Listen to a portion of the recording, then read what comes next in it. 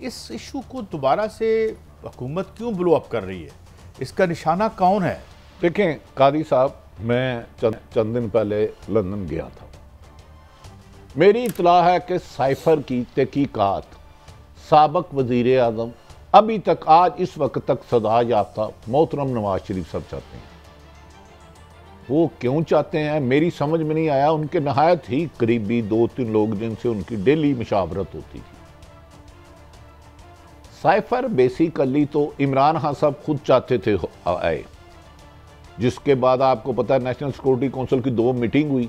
अब ये कहते हैं चोरी हो गया, सोने दी नथली असली तो नकली। चोरी क्या होना है? सुप्रीम कोर्ट में पड़ा हुआ है। नहीं, चोरी हुआ ही नहीं मेरे भाई, चोरी हुआ ही नहीं। 5 साल से तो इनकी हुकूमत है। और डू यू थिंक शहबाज शरीफ साहब वज़ीर आज़म बने, नहायत काबिल एहतराम, बड़े अलर्ट हैं, बड़े 5 महीनों से इनकी हुकूमत है, तो उन्होंने पहले दिन वो देखा ही नहीं। जिसका पूरी दुनिया में चर्चा है, जिसका पूरी जुबान ज़दे आम है, इमरान खान साहब और उनकी जमात कोई सैकड़ों नहीं, हजारों नहीं तो सैकड़ों दफ़ा नाम ले चुकी है, जिस पर साबक सफ़ीर उस इजलास में जा चुका है।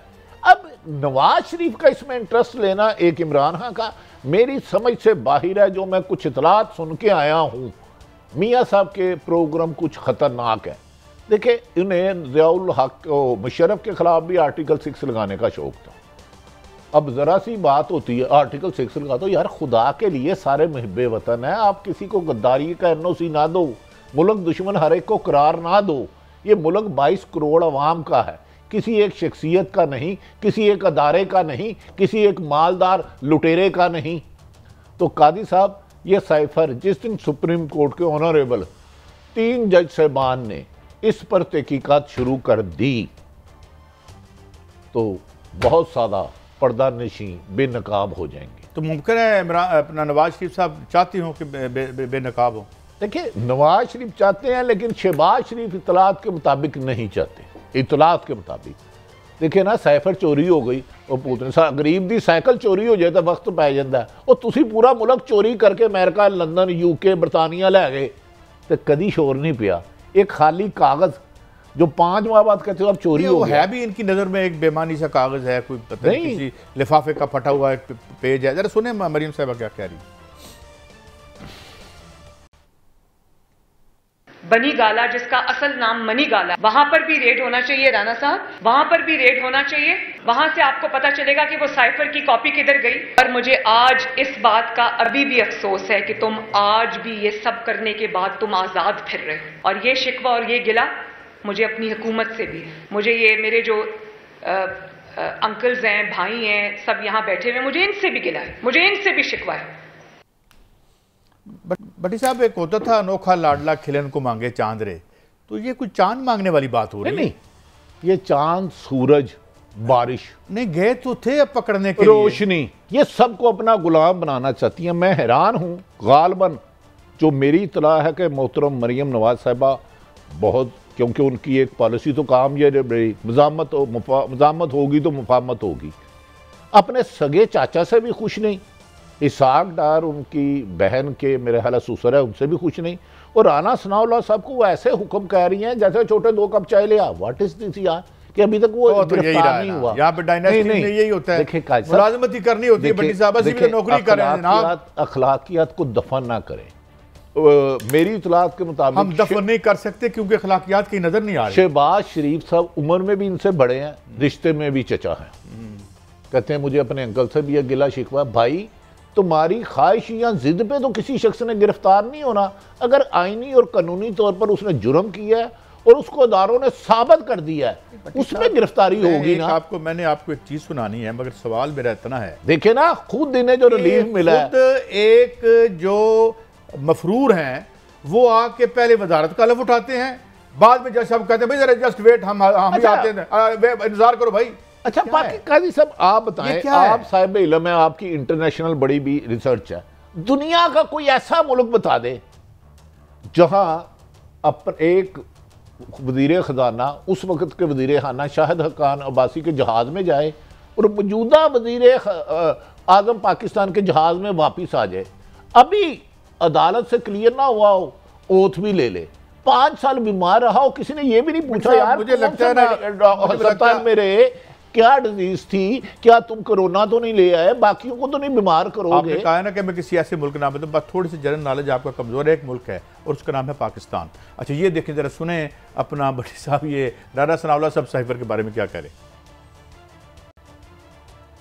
जी इसमें ऐसा है कि मैडम मरियम नवाज साहबा ने जो गिला किया है, जो उन्होंने एतराज़ उठाया है, ये बिल्कुल जायज़ है, लेकिन ये बात मलहूज़ खातर रखी जाए कि ये PMLN की हुकूमत नहीं है, ये इत्तेहाद की हुकूमत है और इत्तेहाद में सबको ऑन बोर्ड लेके चलना पड़ता है। कल कैबिनेट ने इस बारे में बड़ा फर्म फैसला किया है और इस मामले को पार्लियामेंट में भी उठाया जाएगा और मुझे उम्मीद है कि बहस के बाद पार्लियामेंट इसके खिलाफ आर्टिकल 6 का रेफरेंस दायर करने का फैसला करेगी और उस फैसले के बाद ये आदमी जो है ये अपने अंजाम को पहुंचेगा।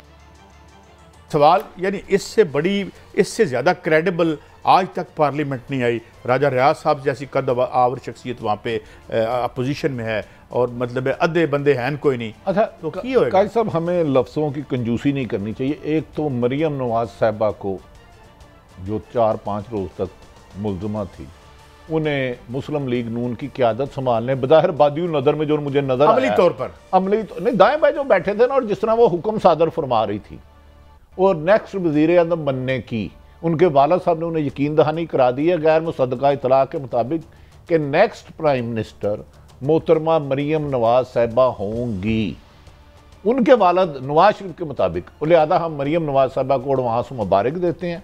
पाकिस्तान में मैं हमेशा कहता हूँ चिड़िया हाथी को उड़ा के ले जा सकता है। लेकिन साथ एक भी और फिक्र भी डाल देना, और 22-26 करोड़ लोगों के लिए दुआ करते हैं कि अल्लाह ताला उन्हें अपने हिफ्ज़ मान में रखे। आगे चलिएगा। उधर 22-32 करोड़ मुल्क गया, ये उनका मुल्क नहीं था। और देखें उन्होंने राना सनाउल्लाह साहब को हुक्म फरमाया कि अंकल से भी है, आप अपने चचा से खुश नहीं, आप सुप्रीम कोर्ट से भी पहले खुश नहीं थी, आप अहम तरीन अदारों के सरबराहों से रिज़ाइन भी मांग रही थी, आप अब अपने हुकूमत में होके अंकल से भी खुश नहीं। और मुझे बताएं इन करे क्या इनके लिए कौम, सारे सन तन से जुदा कर दे। भाई आप बीच में बैठी हैं वज़ीर दाखिला राना सनाउल्लाह साहब की मरियम नवाज जितनी उम्र, जितना सियासत का तजर्बा होगा, वो भी कह रहे हैं इनका एतराज़ तो ठीक है, आर्टिकल 6 लगेगा। आर्टिकल 6 पता क्या है? आइन तोड़ना। आइन किसने तोड़ा और कैसे आपकी हुकूमत आई और 9 अप्रैल को क्या गुफ्तगू हुई, ये कहानी फिर सही ख़त्म नहीं हुई। हिस्ट्री ख़त्म नहीं होती। याद रख लो कि बारिशों को रोका नहीं जा सकता, बारिशों से बचने की कोशिश करनी चाहिए।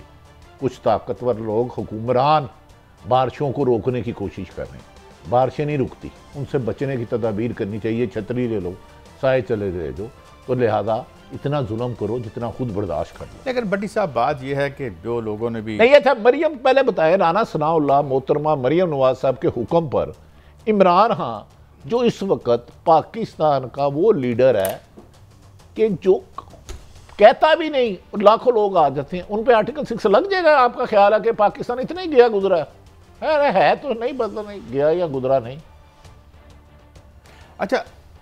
अच्छा ये प्रेस कॉन्फ्रेंस खत्म होते ही वारंट जारी हो गए थे, आपको पता है ना। ये प्रेस कॉन्फ्रेंस खत्म हुई, उन्होंने कहा जी गिरफ्तार करो। देखो ना, अगर क्या बच्चा कोई जिद कर जाए तो खिलौना ले लेना चाहिए। लेकिन पता ये चला कि एकदम से लाहौर में बंदे बाहर निकल आए, कराची में बंदे बाहर निकल आए, पेशावर में बंदों को क्या हो जाता है भट्टी साहब, ये इनको क्या परेशानी है? काजी साहब, एक रात पहले इनकी मीटिंग हुई जिस दिन मोहतरमा ने प्रेस कॉन्फ्रेंस की। मोहतरमा मरियम नवाज साहिबा ने, मैं तो हमेशा उनका एहतराम करता हूँ कि हमारे लिए वो बड़े अच्छे जज्बात रखती हैं कि इमरान खान को हर हाल में गिरफ्तार करना है, क्योंकि पीपल्स पार्टी और नून लीग समझती है। पीपल्स पार्टी है कहाँ, मैं बाद में पूछूंगा आपसे। आजकल मिसिंग इन एक्शन है, मिसिंग पर्सन भी होते हैं, तलाशे गुमशुदा भी होते हैं, तलाशे गुमशुदा भी होते हैं। यार सॉरी, मैंने आपकी खबर, पहले आप अपनी खबर मुकम्मल करें। नहीं काजी साहब देखें, उन्होंने कहा कि इमरान खान के होते हुए हमारा सियासी फ्यूचर ख़त्म हो चुका।